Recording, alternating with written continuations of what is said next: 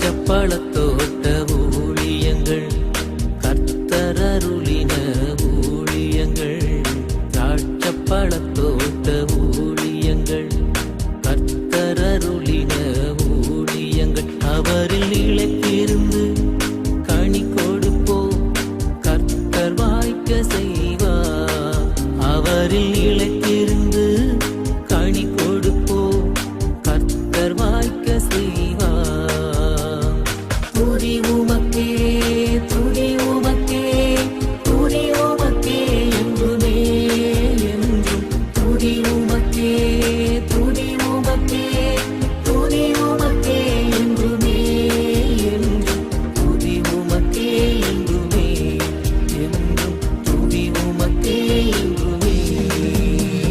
சிறியவனை பொழுதிலிருந்தும் எளியவனை குப்பையிலிருந்தும் எடுத்து உயர்த்தி ராஜாக்களோடும் பிரபுக்களோடும் பந்திருக்க செய்கிற அருமை ஆண்டவர் இயேசு கிறிஸ்துவின் இனிதான நாமத்தினாலே இந்த சத்தத்தை கேட்கின்ற அனைத்து தேவனுடைய பிள்ளைகளுக்கும் என்னுடைய அன்பான வாழ்த்துதல்கள்.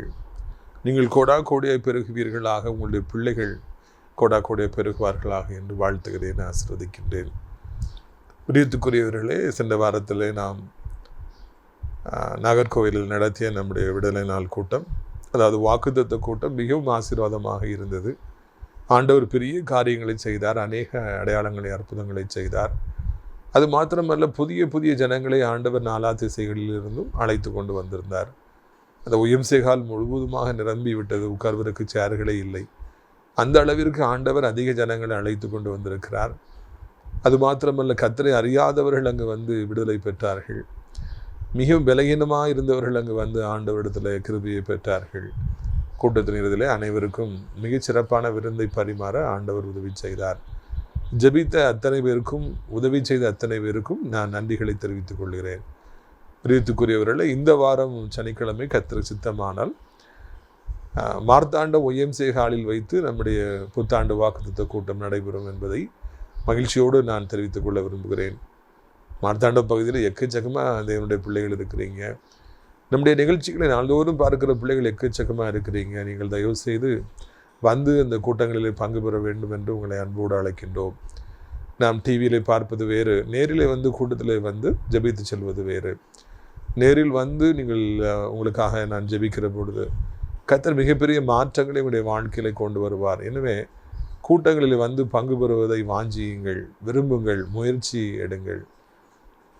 அப்பொழுது கர்த்தர் காரியங்களை வாங்கி செய்வார். கர்த்தருடைய பிரதான கிருபையினாலே நமது ஊழியத்தின் சார்பாக நடத்தப்படுகிற அடைக்கலான் குருவி எனப்பட்ட அந்த முதியோர் இல்லம் ஆண்டவராலே ஆசீர்வதிக்கப்பட்டு மிகவும் சிறப்பாக நடைபெற்று வருகிறது. ஆண்டவர் அங்கே பெரிய காரியங்களை செய்திருக்கிறார். மிகச் சிறப்பான வசதிகளை நாம் அந்த பிள்ளைகளுக்கு ஏற்படுத்தி கொடுத்துருக்கிறோம். முக்கியமாக அங்கே தினந்தோறும் ஜெபங்கள் ஏறெடுக்கப்படுகின்றன.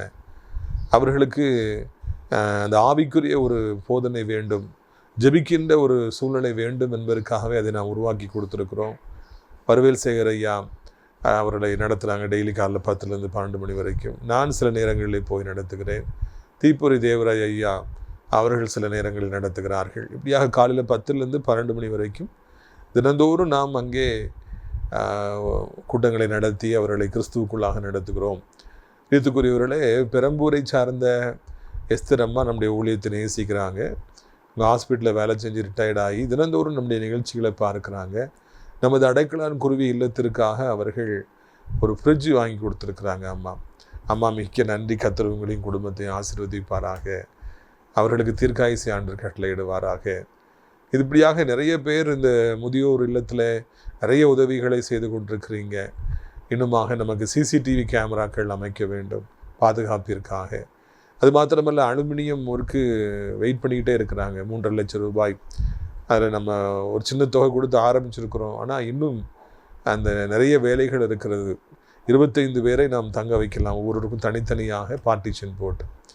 எனவே இந்த காரியத்திற்காக கர்த்தருடைய பிள்ளைகள் ஜெபிக்கும்படியாக நீங்கள் ஜெபத்தினாலும் கர்த்தர் சித்தமானால் காணிக்கையினாலும் தாங்கி ஒரு குடும்பம் 10 லட்சம் ரூபா 10,000 ரூபாய் கொடுத்தால் நாம் 35 குடும்பங்கள் 3.5 லட்சம் ரூபாய் நமக்கு தேவை. எனவே நீங்கள் இதற்காக ஜெபிக்கும்படியாக உங்களை அன்போடு கூட கேட்டுக்கொள்கிறோம். உங்களுக்கு தெரிந்த முதியவர்கள் இருப்பார்கள் என்றால் நீங்கள் அவரிடத்தில் சொல்லுங்கள். இந்த அடைக்கலான் குருவியிலும் அவர்களுக்காக காத்திருக்கின்றது. கர்த்தர் உங்கள் ஒவ்வொருவரையும் ஆசீர்வதிப்பாராக. அங்கே வேலை செய்ய நர்சஸும் நமக்கு தேவைப்படுறாங்க. நாளிலே நமக்கு பிரயோஜனமாக 2 சாமுவேல் 16வது அதிகாரம் 9வது வசனம் முதல். அப்பொழுது செருயாவின் குமாரன் அபிசாய் ராஜாவை நோக்கி, அந்த செத்த நாய் ராஜாவாகிய என் ஆண்டவனை தூசிப்பானே, நான் போய் அவன் தலையை வாங்கி போடட்டுமா என்றார். இப்படியாக அந்த பிசாசின் மகனாகிய சீமேயி கற்களை எறிந்து கெட்ட வார்த்தைகளை சொல்லி தூஷித்து தாவீதின் மனதை வேதனைப்படுத்தி தொடர்ந்து அவன் தூசியையும் மண்ணையும் மாறி போட்டு அவர்களை வேதனைப்படுத்தி கொண்டே வருகின்றார். தாவீது மௌனமாக அமைதியாக வருகின்றார். 1000 சௌரியவான்கள் படை வீரர்கள் தாவீதை நேசிக்கிறவருடைய விசுவாசிகள் எல்லாம் பக்கத்தில் வருகிறார்கள். ஆனால் அதில் அந்த செருயாயை பாராட்ட வேண்டும். செருயாய் குமாரனாகி அந்த அபிஷாய் சொல்லுகிறார், ராஜாவே இந்த செத்த நாய் அப்படின்னு சொல்லி அந்த சீமையை அவர் குறிப்பிடுகின்றார். செத்த நாய்ன்னு என்ன அர்த்தம்னா ரோட்டு ஓரத்தில் செத்து கிடக்கும், அதை அப்படி இழுத்து கொண்டு போடுவாங்க. அதுக்கு ஒரு வேல்யூவும் கிடையாது. நாய் உயிரோடு இருக்கிற வரைக்கும் தான் வேல்யூ. செத்து விட்டதுன்றால் அதுக்கு மதிப்பே கிடையாது. அதை எப்படியாவது அடக்கம் பண்ணுங்கள்லாம் தூக்கி தூர போடுங்கன்னு சொல்லுவாங்க. அதே போலவே இந்த சீமையும் ஒரு செத்த நாய், இவனுக்கு நம்ம பயப்படுங்கிற அவசியமே இல்லை. ஒரு வார்த்தை சொல்லுங்கள், நான் போய் இவனுடைய தலையை நான் துண்டா வெட்டி போடுறேன்னு சொல்லி அங்கே அவர் தாவீதை அவன் தூஷிப்பதை பார்த்து கோபம் கொண்டு கர்ச்சிப்பதை நான் காண்கிறோம். எத்தனையோ பேர் தாவீது கூட இருந்தாங்கங்கிறது உண்மைதான். ஆனால் இந்த அபிஷாய் மாத்திரம் அதை காண சகிக்காதபடி தாவீது மீது இருந்த அன்பினாலே நான் போய் அவன் தலையை துண்டாக வெட்டட்டும், எனக்கு பெர்மிஷன் கொடுங்கன்னு சொல்லி அவன் சொல்வதை நாம் காண்கிற பொழுது ஒன்றை புரிந்து கொள்கிறோம். தன்னை குறித்து அபிஷாயை குறித்து அவன் ஒன்றும் சொல்லலை, தாவீது தான் சொல்கிறான். ஆனால் என் தலைவனை தூஷிப்பது எப்படி என்கிற அந்த உணர்வு அது ஊனப்பட்டு போகாமல் இருந்தது என்று சொல்லி காண்கிறோம். நிறைய பேருக்கு தங்களுக்கு பிரச்சனை வந்தால் அவர்களுக்கு கஷ்டமாக இருக்கிறது. தன்னை யாராவது காயப்படுத்தி விட்டார்கள் என்றால் அவர்களுக்கு வலிக்கின்றது. ஆனால் உடனிருப்பவர்களை யாராவது காயப்படுத்துவார்கள் என்றால், வேதனைப்படுத்துவார்கள் என்றால் அவள் கண்டுகொள்ளவே மாட்டாங்க. இது அவன் பிரச்சனை, அவன் பாடு, அவன் பார்த்துக்கணும். தாய் தகப்பன் உடம்பு சரியில்லை, நிறைய பிள்ளைங்க அதை அவங்க பார்த்துக்கணும். வயசான வியாதி வரதான் செய்யும் அப்படின்னு சொல்கிறாங்க. பிரியத்துக்குரியவர்களே, அநேகர் இன்றைக்கு தனக்கு ஒரு பிரச்சனை வந்தால் துடிக்கிறாங்க. இன்னொருவருக்கு பிரச்சனை என்றால் அங்கே அவர்கள் அதை கண்டுகொள்வதே கிடையாது. யார் நமக்கு தலைமையாக இருக்கிறார்களோ, யார் நமக்கு வேலை கொடுத்திருக்கிறார்களோ, யார் சம்பளம் கொடுக்கிறார்களோ, யார் உணவு கொடுக்கின்றார்களோ அவர்களுக்கு நாம் விசுவாசமாக இருக்க வேண்டும். அது மாத்திரமல்ல, அவர்களை யாரோ ஒருவர் கேவலமாய் பேசுகிற பொழுது அது நமக்கு வலிக்கும் என்றால் அது எப்படி பேசலாம் என்று சொல்லி நாம் துடிப்போம் என்றால் அதுதான் உண்மையான ஒரு விசுவாசம் என்பதை லாயல்ட்டி என்று சொல்லி நான் தெரிந்து கொள்கிறோம். என்ன வயசுலேருந்து எனக்கு ஒரு பழக்கம் உண்டு. என் நண்பர்கள் யாராவது ஒருவரை நான் இருக்கிற கூட்டத்தில் கேவலமாக பேசுனாங்கன்னா அந்த நண்பர் அங்கே இல்லைன்னா நான் அமைதியாக இருக்க மாட்டேன். இல்லையே, அப்படிலாம் கிடையாது, நீங்கள் அப்படி பேசுகிறீங்க, நான் உடனடியாக பதில் கொடுப்பேன். நண்பரை குறித்து பேசுகிறாங்க, நண்பர் எங்கேயோ இருக்கிறாரு, அவர் இல்லாத நேரத்தில் அவரை கேவலமாக பேசுகிறாங்க. அதை நான் பார்த்து நான் சிரிக்க மாட்டேன், கை கொட்ட மாட்டேன். ஓஹோ அப்படியா, இன்னும் கொஞ்சம் சொல்லுங்கன்னு சொல்ல மாட்டேன். என்ன பேசுகிறீங்க, அவர் அப்படிலாம் கிடையாது, ஒன்று நீங்கள் வேறு ஏதாவது பேசுங்க, இல்லைன்னா நான் கிளம்பி போயிடுறேன், அவ்வளோதான். அப்படி பேசாதீங்க, ஏன் அப்படி பேசுகிறீங்க? நான் உடனடியாக எனக்கு பிரியமானவர்களை கேவலமாக பேசுகிற பொழுது உடனடியாக நான் அதில் குறுக்கிடுவேன், தலையிடுவேன். அப்படி பேசாதீங்க அப்படி என்று சொல்வது என் வழக்கம். ஆனால் நண்பர்கள் என்று சொல்லிக் கொள்கிற எத்தனையோ பேர் தங்கள் நண்பர்களை கேவலமாய் பேசும்போது இல்லாமல் இருக்கும்போது கேவலமாக பேசுனா அதுவே கெட்ட பழக்கம், அதுவே மோசமான மனிதர்கள் என்பதற்கான அடையாளம். அப்படி பேசும்போது அவர்களும் சேர்ந்து சிரிப்பதை பார்க்கிறோம். உங்களை இப்படி கேவலமாக பேசுனாங்கன்னு சொல்லி அவங்களுக்கு ஒரு உணர்வே இருப்பதில்லை. என்ன உலகம் இது பிரியத்துக்குரியவர்களே! நம்மிடத்தில் இருப்பவர்கள் நமக்கு அடிபடுகிற பொழுது அவர்களுக்கு வலிக்க வேண்டும். நாம் பிரச்சனையில் சிக்கும் பொழுது அவர்கள் அழ வேண்டும். நாம் வெற்றி பெறும் பொழுது அவர்கள் மகிழ வேண்டும். இதுதான் உண்மையான அன்பு, இதுதான் உண்மையான பாசம். உங்களுக்கு கூட இருப்பவர்கள் இந்த அபிஷாயை போல இருப்பார்கள் என்றால் மிகவும் நலமானதாக இருக்கும் என்று சொல்லி நான் நினைக்கின்றேன். பிரியத்துக்குரியவர்களே, தன் தலைமைக்கு அந்த அபிஷாய் எவ்வளவு விசுவாசமாக இருந்தார், அந்த சீமை மீது எவ்வளவு கோபப்பட்டார், அந்த தலையை வாங்கட்டுமான்னு சொல்லி கேட்டார் என்று சொல்லி நான் காண்கிறோம். பிரியத்துக்குரியவர்களை, எங்கிருந்தாலும் நாம் நம்முடைய தலைமைக்கு விசுவாசமாக இருக்க வேண்டும். நாம் யாரிடத்துல இருக்கிறோமா அவர்களை நான் நேசிக்க வேண்டும். அவர்களை வெறுக்கக்கூடாது, அவர்களை கேவலமாக பேசக்கூடாது. அவங்க 1000 உதவி செஞ்சுருப்பாங்க, அதெல்லாம் நமக்கு தெரியாது. அவங்க ஒரே ஒரு காரியத்தில் கொஞ்சம் கடுமையாக இருப்பாங்க, அதுதான் பெருசாக தெரியும். இதுதான் தவறான காரியம் என்பதை நாம் புரிந்து கொள்ள வேண்டும். பிரியத்துக்குரியவர்களே, அடித்தாலும் மிதித்தாலும் நமக்கு உணவு ஊட்டுபவர்களை நாம் வெறுக்க முடியுமா? அவர்களுக்கு தீங்கி வர வேண்டும் என்று சொல்லி நான் நினைக்க முடியுமா? முடியாது. எப்பொழுதும் நாம் விசுவாசமாக இருக்க வேண்டும் என்று சொல்லி அழைக்கப்படுகிறோம். அங்கே பாருங்கள், அது தாவீது என்ன பதில் சொன்னார் என்று சொல்லி 2 சாமுவேல் 16:10. அதற்கு ராஜா, செருயாவின் குமாரரே, எனக்கும் உங்களுக்கும் என்ன? அவன் என்னை தூஷிக்கட்டும், தாவீதை தூஷிக்க வேண்டும் என்று கர்த்தர் அவனுக்கு சொன்னார். ஆகையால் ஏன் இப்படி செய்கிறாய் என்று கேட்கத்தக்கவன் யார்? பார்த்தீங்களா? பின்னும் தாவீது அபிஷாயும் தன் ஊழியக்கார் எல்லாரையும் பார்த்து, இதோ என் கற்ப பிறப்பான என் குமாரனே என் பிராணனை வாங்க தேடும் பொழுது இது பென்னிமின் எத்தனை அதிகமாய் செய்வான், அவன் தூஷிக்கட்டும், அப்படி செய்ய கர்த்தர் அவனுக்கு கட்டளையிட்டிருக்கிறார். ஒருவேளை கர்த்தர் என் சிறுமியை பார்த்து இந்த நாளிலே அவன் நிந்தித்த நிந்தனைக்கு பதிலாக எனக்கு நன்மையை சரி கட்டுவார் என்றார். இது வாஸ்தாலே ரொம்பவும் சந்தோஷமாக இருக்குது. தாவீது எவ்வளோ பக்குவப்பட்டவர் பார்த்தீர்களா? ஏன்ப்பா அப்படி பண்ணுறீங்க? அவனை தூஷிக்கட்டும், அவன் என்ன என்னால் சொல்லட்டும், விட்டுருங்க.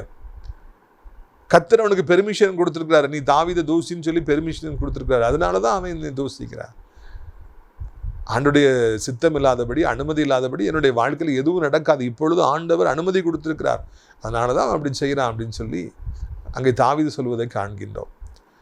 எனக்கு புதிய ஏற்பாட்டில் ஆண்டவர் சொன்ன ஒரு வார்த்தை ஞாபகத்துக்கு வருகிறது. உங்களுடைய மயிரெல்லாம், முடியெல்லாம் எண்ணப்பட்டிருக்கிறது, என்னுடைய அனுமதி இல்லாதபடி ஒரு முடி கூட கீழே விழாது என்று சொல்லி ஆண்டவர் சொல்கிறார்.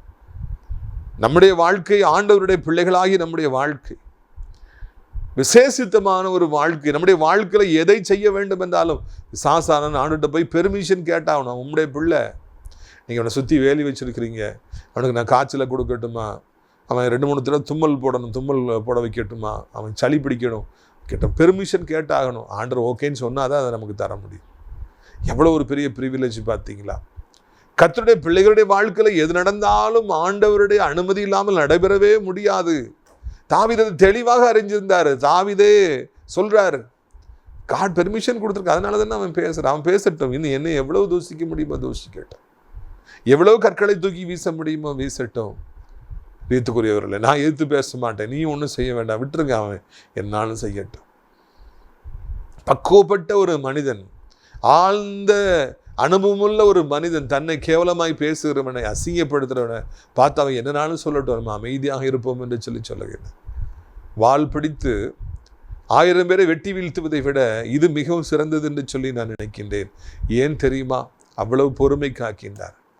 நம்மை ஒருவர் திட்டுகின்ற பொழுது, கேவலமாய் பேசுகிற பொழுது நாம் பொறுமை காப்போம் என்றால் அது மிகவும் பெரிதான ஒரு காரியம், மேலான ஒரு காரியம். பதிலுக்கு பதில் கெட்ட வார்த்தை சொல்லி திட்டுறவங்க, சண்டை போடுறவங்க, அவங்க நிம்மதியாகவே இருக்காது. யாராவது திட்டினா பதிலுக்கு திட்டாமல் இருக்க மாட்டாங்க. நீ திட்டுன்னு சொல்லி எல்லாரையும் ஊக்குவிப்பாங்க. அப்படி தான் இந்த உலகத்தில் எல்லாரும் இருக்காங்க. ஆனால் திட்டப்படுகிற பொழுது, வையப்படுகிற பொழுது ஆண்டவர் இயேசுவை போல அமைதி காக்கிற மக்கள். சிலுவையில் ஆண்டவர் இயேசுவை அடித்த பொழுது, இவன் பிறனையெல்லாம் ரசித்தான், தன்னைத்தானே ரசிக்க திராணி இல்லாத என்று சொன்ன பொழுதும் கூட அவர் பொறுமையாக 6 மணி நேரம் அதையெல்லாம் சகித்தார். அந்த கெட்ட வார்த்தைகளை எல்லாம் நம்முடைய ஆண்டவர் சகித்தார். அவரை கேவலமாய் பேசி பரியாசம் செய்த பொழுது, முகத்திலே துப்பி கொட்டிய பொழுது, அடித்த பொழுது, தாடி மயிரை பிடித்து இழுத்த பொழுது, அவர் வலியாயிருந்த பொழுது வேதனை எல்லாவற்றையும் பொறுத்து கொண்டார். ஆட்டுக்குட்டியை போல பொறுமையாக இருந்தார். ஆட்டுக்குட்டி எவ்வளோ அடித்தாலும் திரும்ப அடிக்காது, அது பொறுமையாய் நிற்கும், வழியை பொறுத்து கொள்ளும், ஓடும். அதே போலவே நம்முடைய வாழ்விலும் கூட நாம் பொறுமையாக இருக்க அழைக்கப்படுகிறோம். கிறிஸ்தவ வாழ்க்கை என்பது வெறும் வார்த்தை அல்ல. வாழ்க்கை என்பது கேவலமாய் பேசப்படுகிற நேரங்களிலே, வையப்படுகிற நேரங்களிலே நாம் பொறுமை காக்க வேண்டும். அது கஷ்டமான ஒரு காரியம்தான்.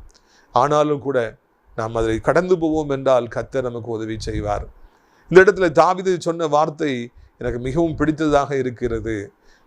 கர்த்தர் இதை பார்க்கட்டும், என்ன கேவலமாக பேசுறது ஆண்டவர் பார்க்கட்டும். ஏன்னா ஆண்டவர் எல்லாத்தையும் பார்க்குறார். பார்த்து தாவீது இவ்வளவு வேதனைப்படுறானே, வெட்கப்படுறானே என்று சொல்லி அவர் எனக்கு நன்மை செய்யட்டும் என்று சொல்லி let him say anything, அவரை என்னனாலும் சொல்லட்டும், விட்டுருங்க. இதை பார்ப்பார். நான் எவ்வளவு சிறுமைப்படுத்தப்படுகிறேன் என்பதை ஆண்டவர் பார்ப்பார். பார்த்து எனக்கு நிச்சயமாக அவர் மனம் இறங்குவார் என்று சொல்லி அங்கே தாவீது ஒரு புதிய கோணத்தில் இந்த பிரச்சனையை பார்ப்பதை பார்க்கிறோம். நம்ம ஒரு ஆங்கிள்ங்கிறது ரொம்ப முக்கியம். ஒரு வீட்டை ஒரு சைட்லேருந்து பார்க்கலாம், சைட்லேருந்து பார்க்கலாம், இன்னொரு சைட்லேருந்து பார்க்கலாம், ஃப்ரண்ட்லேருந்து பார்க்கலாம், பேக்லேருந்து பார்க்கலாம். ஒரே பில்டிங் தான், ஆனால் வேறு வேறு பில்டிங்கில் பார்க்கும்போது வேறு வேறு மாதிரி தெரியும். அதே மாதிரி ஒரே காடு தான், ஒரே கடவுள் தான் நமக்கு. அவர் ஆண்டவர் இயேசு. அவரை நம்ம பல விதங்கள்ல பார்க்கலாம். தாவீது சொல்றாரு, நான் கேவலப்பட்டு இருக்கிறேங்கிறத ஆண்டவர் பார்க்கிறாருல்ல, பார்க்கட்டும். அப்போ அவர் எனக்காக அவர் பரிதாபப்படுவார், எனக்காக மனம் இறங்குவார். என் மகன் இவ்வளவு அவமானப்படுறானேன்னு சொல்லி எனக்காக கண்ணீர் வடிப்பார், எனக்கு ஏதாவது ஒரு நன்மையை தருவார், சீக்கிரத்தில் என்னை ஆசீர்வதிப்பார். இதுதான் ஐயா உத்தம விசுவாசம். தாவீது எவ்வளவு அழகாக ஆண்டவரை புரிந்து வைத்திருந்தார் என்பதற்கு இதுதான் சரியான ஒரு எடுத்துக்காட்டு. உங்களை யாராவது திட்டுறாங்க, உங்க அப்பா அம்மா அங்கே நிற்கிறாங்கன்னு வச்சுங்க, உங்களுக்கு எவ்வளோ வருத்தமாக இருக்கும். உங்கள் பிள்ளைகளை திட்டுறாங்கன்னா நீங்க சும்மா இருப்பீங்களா? பரம தகப்பர் என்னை இவன் கேவலமாய் பேசுவதை பார்த்து கொண்டிருக்கிறார், அவர் என் மேல பாவப்படுவார், எனக்காக ஏதாவது செய்வார். கர்த்தரை பார்க்கட்டும். உங்களை யாராவது கேவலமா பேசுறாங்களா? உங்களை அடிக்கிறாங்களா? இன்னைக்கு யார் யார் அடிக்கிறாங்கன்னா கேள்விப்படும் போது ரொம்ப அதிர்ச்சியாக இருக்கிறது. பெத்த பிள்ளைகள் தகப்பன் தாயை அடிக்கிறாங்க, பெத்த பிள்ளைகள் தகப்பன் தாயை அடிக்கிறாங்க. உலகத்தில் என்ன இருக்கு? அதே மாதிரி சில நேரங்களில் தாய் தகப்பன் பிள்ளைகளை வேதனைப்படுத்துறாங்க. அந்த காட்சிகள் எல்லாம் நாம் காண்கிற பொழுது இந்த உலகம் எவ்வளவு கேடுகட்டதாக இருக்கிறது என்று சொல்லி நாம் காண்கிறோம். தாய் தகப்பன்கிற உறவை புனிதத்தை இழந்து விடுகின்றது. பிள்ளைகள் கர்த்தரால் கொடுக்கப்பட்ட சுதந்திரம், அந்த பெயரே தூஷிக்கப்படுகிறது. ஒரு வாலிப மகளை நான் சமீபத்தில் சந்தித்தேன். அவள் சொன்னாள், சின்ன வயதில் எனக்கு தாயார் எங்களை விட்டு இவங்க 2 பேர், அக்காளும் தம்பியும், உங்கள் அம்மா வேறு ஒருவரோடு ஓடிவிட்டார். அம்மா வேறு ஒருவரோடு ஓடிட்டார் அப்படின்னா இவருக்கு ரொம்ப குடிப்பார் அவங்க அப்பா. அவங்க அம்மா ஓடிட்டாங்க. உடனே இவ ஓட்டாலான்னு சொல்லி டக்குன்னு சொல்லி அப்பா இன்னொரு கல்யாணத்தை பண்ணிட்டார். அப்போ 2வது வந்தவங்க இவங்களை சரியாக ட்ரீட் பண்ணணுன்னா அந்த பிள்ளைகளை கொண்டு போய் ஒரு அனாதை இல்லத்தில் கொண்டு போய் சேர்த்துருக்காங்க. நம்ம சீக்கிரமாக அதை கட்டணுங்க. அனாதை பிள்ளைகளுக்கான அந்த இல்லத்தை கண்டிப்பாக நம்ம கட்டணும். அங்கே நிறைய பேர் இருக்கிறாங்க. இவ 10th முடித்த உடனே நீங்கள் வீட்டுக்கு போகலான்னு சொல்லிட்டாங்க. ஏன்னா அந்த அனாதை இல்லத்தில் 10வது படிக்கிற வரைக்கும் தான் பராமரிப்பாங்க. அதுக்கு பிறகு படிக்க வைக்க மாட்டாங்க. நீ வீட்டுக்கு போனாங்க அப்பா ஏற்றுக்கிறதுக்கு ரெடியாக இல்லை. அதனால் அந்த பிள்ளைய ரோட்டில் விட்டு போயிட்டாங்க. ஒரு ஆலயத்திற்கு முன்பு நின்று அவளை அழுது கொண்டு வந்திருக்கலாம். எங்கே போனே தெரியல. 10வது படிக்கிற பிள்ளைக்கு என்னங்க தெரியும்? அப்பொழுது இவள் அழுது கொண்டு நிற்பதை காரில் தற்செயலாக வந்து பார்த்த ஒரு தாய் தகப்பன் என்னவென்று விசாரித்து இவளுக்கு யாரும் இல்லை என்பதை புரிந்து கொண்டு அவங்க வீட்டில் கொண்டு போய் 2 வருடம் படிக்க வைத்தார்களாம். ரீத்துக்குரியவர்களே, அப்படி அவங்க கொஞ்சம் பொறுப்பெடுத்துருக்குறாங்க. அந்த பிள்ளை அழுகிறாள், என்னை ஏற்றுக்கொள்வது தகப்பனும் இல்லை தாயும் இல்லை. தாயும் இருக்கிறாங்க, தகப்பனும் இருக்கிறாங்க, அதுதான் முக்கியமான விஷயம். ஆனால் 2 பேருக்கும் அந்த பிள்ளையை குறித்து அக்கறையே இல்லை. நீங்கள் தானையா பெற்றீங்க, இப்போ உன் பிள்ளையை குறித்து ஞாபகம் இல்லையா? இது என்ன உலகம் இது?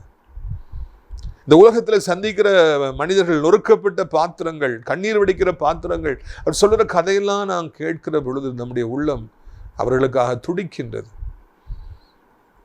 உணர்வே இல்லாதபடி 10 மாதம் சுமந்த பிள்ளையை போட்டுட்டு போயிட்டாங்க. அந்த பிள்ளை ரோட்ல நிக்குது. அடுத்து எங்க போய் தங்கணும்னு தெரியல, சாப்பிடணும்னு சொல்லி தெரியல. வாலிப பிள்ளை. இந்த உலகம் எவ்வளவு கேடுகட்ட ஒரு உலகம். அந்த பிள்ளையை எவ்வளவு பாடுபடுத்தும்.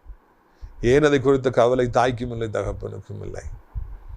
பிரித்துக்குரியவர்களே, இந்த மாதிரி உலகத்துல நம்ம வாழும் பொழுது என்னை என் ஆண்டவர் பார்க்கிறார். நான் படுற பாடுகளை ஆண்டவர் பார்க்கிறார். வியாதிப்பட்டு படுத்திருக்கீங்களா? வியாதி தாங்க முடியலையா? நீ கர்த்தருடைய பிள்ளையா? முதல்ல அதை நான் கேட்க விரும்புகிறேன்.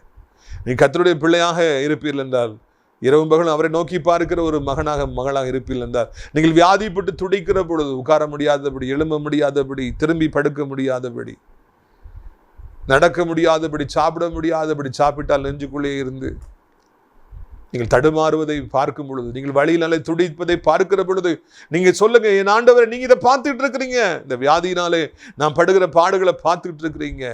என் பிள்ளை இந்த வியாதினால படுற பாடுகளை நீங்க பார்த்துட்டு இருக்கிறீங்க. ஆண்டவர்கிட்ட சொல்லுங்க, ஏத்த பலன் நீங்க தருவீங்கப்பா. நீங்க கண்டிப்பா சுகம் தருவீங்க.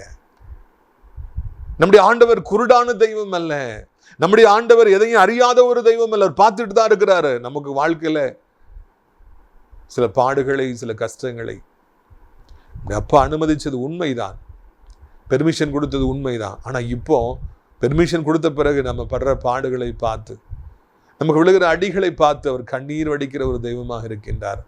ரீத்துக்குரியவர்களை கலங்க வேண்டாம் என்று உங்களை அன்போடு அழைக்கின்றேன். நீங்கள் எதை குறித்தும் கவலைப்பட வேண்டாம் என்று சொல்லி இயேசுவின் நாமத்திலே உங்களுக்கு நான் அறிவிக்கும்படியாக விரும்புகிறேன். தாவீது சொன்னார், ஆண்டவர் பார்க்கின்றார், நான் இப்பொழுது அனுபவிக்கின்ற சிறுமையை கர்த்தர் பார்க்கின்றார், அவர் ஏதாவது எனக்கு செய்வார். அதே போலவே இன்றைக்கு நீங்கள் இந்த வியாதி நிமித்தமாய் படுகிற பாடுகளை, கடன் வாங்கி அந்த கடன்காரர்கள் பேசுகிற கொடுமையான வார்த்தைகள் உங்களை காயப்படுத்துவதை, நீங்கள் கண்ணீர் வடிப்பதை ஆண்டவர் பார்த்துட்டு தாங்க இருக்கிறாரு. கடன் வாங்கினதுனால உங்களை நெறிக்காங்க இல்லையா, வாசல்னு கத்துறதுனால, வெளியே போட்டு உங்களை கேவலப்படுத்துறதுனால கண்ணீர் வடிச்சிட்டு இருக்கீங்க இல்லையா, எவ்வளவு அவமானப்பட்டுக்கிட்டு இருக்கிறீங்க, அதை ஆண்டவர் பார்க்கின்றார். நீங்க தற்கொலை செய்யணுங்கிற அவசியம் இல்லை, நீங்க உங்களுடைய வாழ்க்கையை முடித்துக் கொள்ள வேண்டுங்கிற அவசியம் இல்லை. இவ்வளவு அவமானப்பட்ட பிறகு என்ன இருக்குன்னு சொல்லி நினைக்காதீங்க. இவ்வளவு அவமானப்பட்டுட்டேன், இதை ஆண்டவர் பார்த்துட்டு இருக்கிறாரு, எனக்கு நல்ல பதில் தருவார் என்று சொல்லி சொல்லுங்கள். சிறு பிள்ளை போல ஒரு மாறாவிட்டால் பரலோக ராஜ்யத்தில் பிரவேசிக்க முடியாது என்று வார்த்தை சொல்லுகிறோம். Unless you become like a child, you cannot inherit the kingdom of God. சின்ன பிள்ளை அப்படி எல்லாத்தையும் நம்பும். பாடுபட கஷ்டங்கள் வர வர வர நீங்கள் அவமானப்படுத்தப்பட நீங்கள் சொல்லுங்கள், ஆண்டவரை நீங்கள் பார்த்துட்டு இருக்கிறீங்க, சின்ன குழந்தை மாதிரி நீங்கள் விசுவாசிங்க, நான் படுற பாடுகள்லாம் நீங்கள் பார்த்துட்டே இருக்கிறீங்க. உமக்காக நான் வாழ்ந்தது நிமித்தமாக, உமக்காக ஊழியம் செய்த நிமித்தமாக நான் படுகின்ற பாடுகளை நீர் பார்த்து கொண்டே இருக்கின்றீர் என்று சொல்லி நீங்கள் சொல்லி பாருங்க. அப்பொழுது உங்களுடைய வாழ்க்கை, ஆவிக்குரிய வாழ்க்கை எல்லாம் அர்த்தமுள்ளதாக மாறும். தாவீது அதை அப்படி ஈஸியாக எடுத்துக்கிட்டாரு. கர்த்தர் பார்த்துக்கிட்டு தானே இருக்கார், பார்க்கட்டும், அப்போ தான் எனக்கு ஏதாவது செய்வார்னு சொல்கிறாரு. இறுதியாக நான் வாசித்து முடிக்கிறேன் பாருங்கள். அந்த 2 சாமுவேல் 16ஆம் அதிகாரத்தில் 13ஆம் வசனம். அப்படி தாவீது அவன் மனுஷனும் வழியே நடந்து போனார்கள்.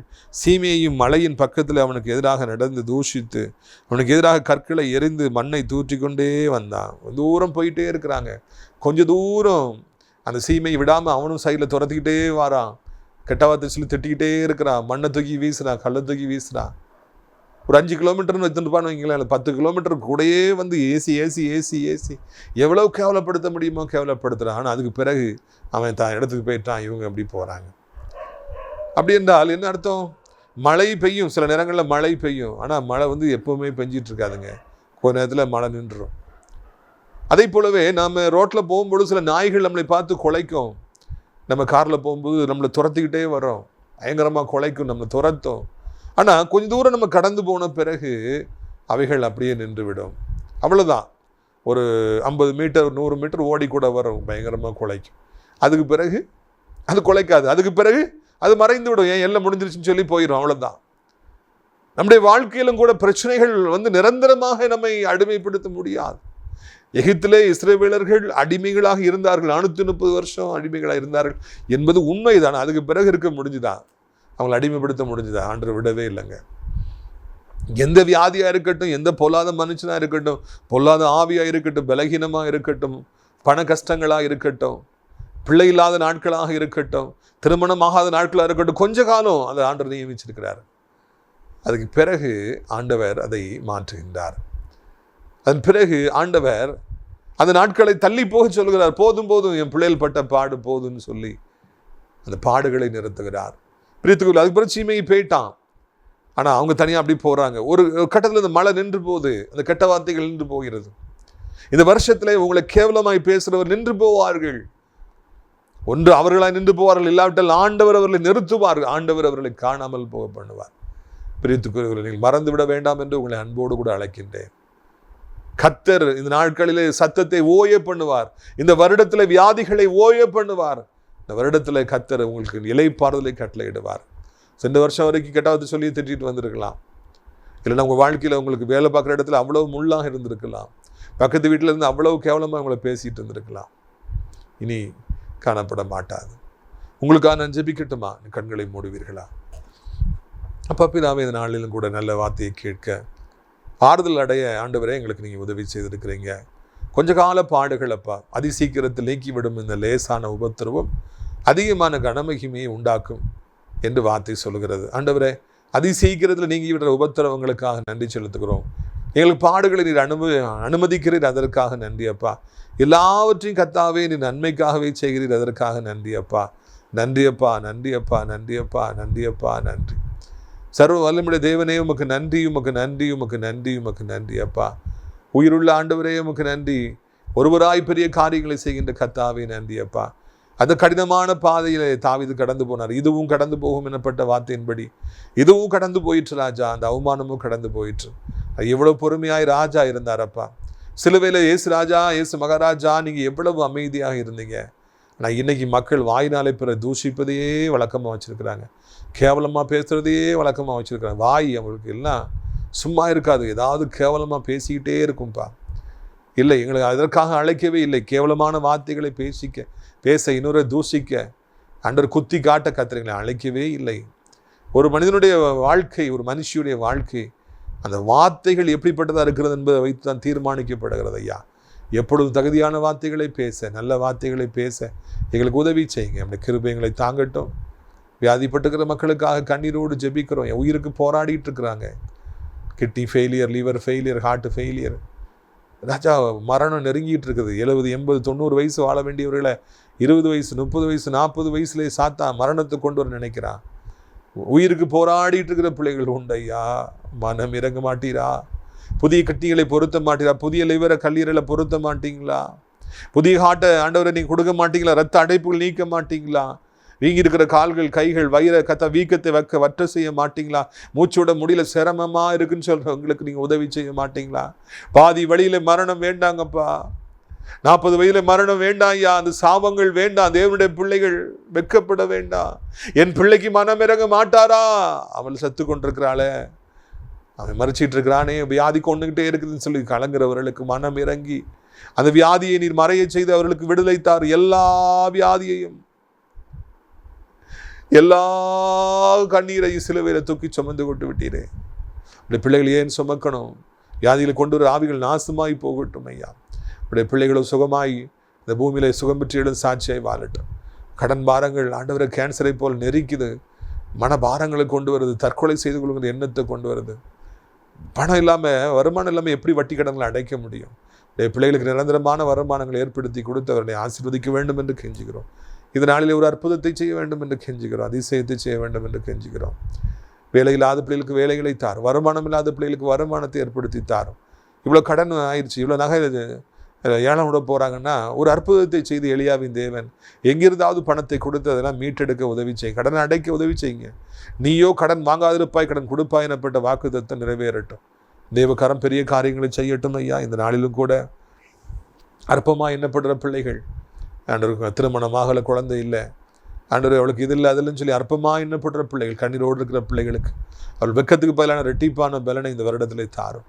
நல்ல காரியங்கள் கைகூடி வருவதாக. விற்காத இடங்கள், நிலங்கள் விற்கட்டும், எதிர்பார்த்து நல்ல காரியங்கள் நடக்கட்டும் என்று ஜெபிக்கிறோம். அப்படியே ஆண்டவரை வயதானவர்களுக்காக ஜெபிக்கிறோம். 2 கைகளால் ஏந்தி கொள்ளும். கீழே விழுந்துடக்கூடாது. டாய்லெட்டில் தகப்பனே படியறதில் விழுந்துடக்கூடாது. அடிபட்டுறக்கூடாது. எலும்பு முறிஞ்சிடக்கூடாது. பெட்ரிட்டன் ஆயிடக்கூடாது. உதவி செய்யுங்க. வாலிபர்களுக்காக ஜெபிக்கிறோம். பைக்கை வேகமாக ஓட்டுறாங்க ஐயா. கொலையுண்ணப்பட்டுருவாங்க. பெற்றோர் வடிக்கிற கண்ணீரை கண்டு அவருடைய கண்களை திறக்கும்படிக்கு ஜெபிக்கிறோம். வாலிபத்தின் பாவங்களை சிக்கி முன்ன பின்ன தெரியாதவனோடு கூட பழகி ஓடி போயிடலாம் நினைக்கிற அவர்களுக்கு, அந்த வாலிப பிள்ளைகளுக்கு எவ்வளோ பெரிய தவறு என்பதை காண்பீங்க. அவர் வாழ்க்கையை எதிர்கால நாசமாய் விடாதபடி காத்துக்கொள்ளுங்க. உலகம் முழுவதும் அத்தனை நாடுகளையும் ஆசீர்வதிங்க. அமைதி சமாதானம் உண்டாகட்டும். எங்கள் தாய் திறனாக இந்தியாவிற்காக, தமிழ்நாட்டுக்காக ஜெபிக்கிறோம். கத்தர் ஆண்டவர் அனைத்து மதத்தவர்களையும் மொழி பேசுகின்றவர்களையும் ஆசீர்வதியும். ஆசிரியர் ராட்சியப்புலத்தோட்ட ஊழியர்களை நேசிக்கிறேன். நாள்தோறும் நம்முடைய நிகழ்ச்சிகளை பார்க்கிற ஒவ்வொரு பிள்ளைகளையும் கத்தர் ஆசீர்வதியும். அடைக்கலான் குருவி இல்லத்துக்கு இன்னும் 47 முதியவர்கள் தேவை. அழைத்து கொண்டு வாரும். தெய்வ கரங்களை தாங்கட்டும். ஆண்டவரை தோத்திரம் ஐயா. நர்சஸ் எங்களுக்கு தேவையப்பா, கொண்டு வரும். கத்தர் மையப்படும். இயேசுவின் மூலம் ஜெபிக்கிறோம் நல்ல பிதாவே, ஆமென். என் ஆத்துமாவை கத்தரை சோத்திரி, என் முழு உள்ளமையுடைய பரிசுத்த நாமத்தை சோத்திரி. என் ஆத்துமாவை கத்தரை சோத்திரி, அவர் செய்த சகல உபகாரங்களையும் ஒரு பொழுதும் மறவாதே. நம்முடைய கத்தராகிய இயேசு கிறிஸ்துவின் கிருபையும் பிதாவாகிய தேவனுடைய அன்பு பரிசுத்தாவிடைய அந்யோன்யமும் இல்லாத பிரசன்னம் உங்கள் அனைவரோடு இன்றைக்கு சதா காலங்களிலும் நிலைத்திருப்பதாக. அல்லேலூயா, அல்லேலூயா. God bless you. ஆமென். திராட்சைப்பழத்தோட்ட ஊழியங்கள், கர்த்தர் அருளின ஊழியங்கள். திராட்சைப்பழத்தோட்ட ஊழியங்கள், கர்த்தர் அருளின ஊழியங்கள். அவரில் நிலைத்திருந்து கனி கொடுப்போம், கர்த்தர் வாய்க்க செய்வார். அவரில் நிலைத்திருந்து